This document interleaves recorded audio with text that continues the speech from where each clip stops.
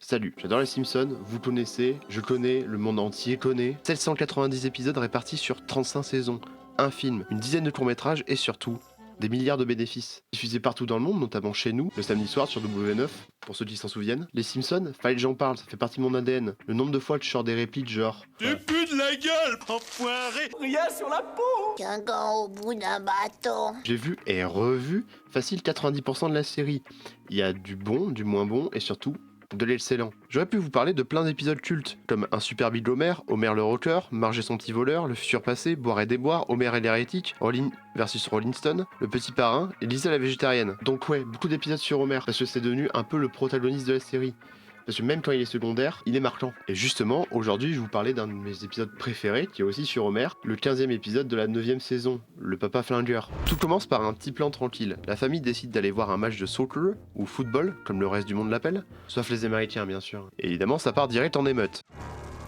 Voilà, en constatant que les systèmes de sécurité coûtent une blinde et ont l'air douteux, Homer décide de se tourner vers l'option la plus logique. Je voudrais votre arme la plus meurtrière. Il finit par acheter un flingue dans une scène qui est hilarante, sauf qu'il doit d'abord attendre la vérification d'antécédents. Et une fois qu'il a son arme, c'est un bordel monstre. Il rejoint la NRA et on comprend vite que Homer utilise son flingue pour tout et n'importe quoi. Tu veux que je fasse descendre le chat? Sauf que Marge, elle, ça la fait pas rire du tout. Elle lui demande de s'en débarrasser. Et il le fait.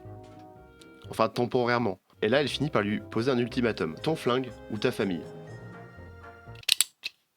Mais il revient quand même sur sa décision. Il a bien compris la leçon. Non. Non, il a toujours son arme. Et là, on a un des échanges les plus touchants de la série. Homer avoue à Marge qu'il n'arrive pas à s'en débarrasser. Et c'est elle qui finit par le faire. Fin de l'épisode. Alors, il y a plein de trucs à dire. Déjà, l'épisode est très drôle, il y a pas mal de vannes qui claquent. Écoute, si ça peut te rassurer, Marge, je vais mettre le crâne sur T. Ce genre de vannes souvent absurdes ou très noires fonctionne d'autant plus que le monde autour ne réagit pas du tout. Ça appuie le côté absurde et parfois critique. Et c'est là que ça devient intéressant. L'épisode est écrit par John Swartzwelder. Lui.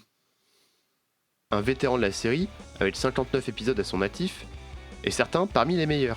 Et pour la blague, ce mec était un peu spécial parce qu'il écrivait toujours à la même banquette dans le même resto avec sa même clope, et il y a très peu de photos de lui, genre il y a 2-3 photos de lui, tu vois. Le mec est un mystère, genre. Et autre fun fact, c'est aussi un républicain conservateur pro-armes. Et pourtant, paradoxalement, son épisode ne critique pas tant les armes elles-mêmes, mais plutôt les utilisateurs irresponsables. Comme Homer qui a littéralement zéro réflexe de sécurité, à se demander comment il fait pour être encore en vie. Non mais sérieusement, regardez-le ce con, il débouche sa bière avec son flingue. Quelqu'un veut une bière? Une bière en canette.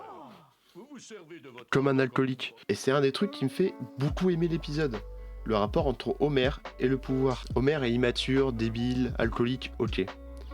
Mais dans cet épisode, il est touchant. Et c'est pas la première ni la dernière fois que ça lui arrive. Parce que à la base, il achète l'arme pour protéger sa famille. Mais cette arme change son comportement. Elle lui donne un sentiment de puissance. Il se sent invincible. Il la sort tout le temps. Il en parle avec d'autres membres de la NRA. Il ne veut pas s'en séparer, même si ça détruit sa famille. Et ça fait penser à un truc. Parce que oui, le revolver, dans cet épisode, c'est pas juste un flingue. C'est une véritable addiction. Si tu le regardes sous cet angle, ça change tout. On peut par exemple remplacer l'arme par l'alcool. Marrant parce que Homer... Quelqu'un qui ment sur sa consommation, qui perd sa famille, qui demande de l'aide pour s'en sortir. Évidemment, c'est pas la lecture officielle. C'est mon point de vue, c'est ma lecture. Mais ça tient debout. Besoin compulsif, perte de contrôle, impact sur la vie, déni, culpabilité. Et il y a aussi l'autre lecture. Homer aime le pouvoir que ce revolver lui donne. Ce côté, au cas où, l'arme comme assurance. Mais on le voit bien, ce au cas où finit par sortir tout le temps. C'est un peu l'effet marteau. Si tout ce que t'as dans la vie, c'est un marteau, tout ce que tu verras ressemblera à un clou. Le danger vient pas que des autres, il vient de toi-même, et c'est là que l'épisode touche à quelque chose de plus large. La société américaine, les armes, la peur, la toute-puissance et l'illusion de contrôle. Et très honnêtement, je pourrais en parler encore pendant très longtemps, mais je vais m'arrêter là. Regardez cet épisode. Et plus largement, regardez les Simpsons. Parce qu'au-delà des gags, ça parle de dépression, de censure, d'alcoolisme, de divorce, de problèmes d'argent. Et moi, personnellement, je continuerai à regarder. Et ce sera pas la dernière fois qu'on en parlera.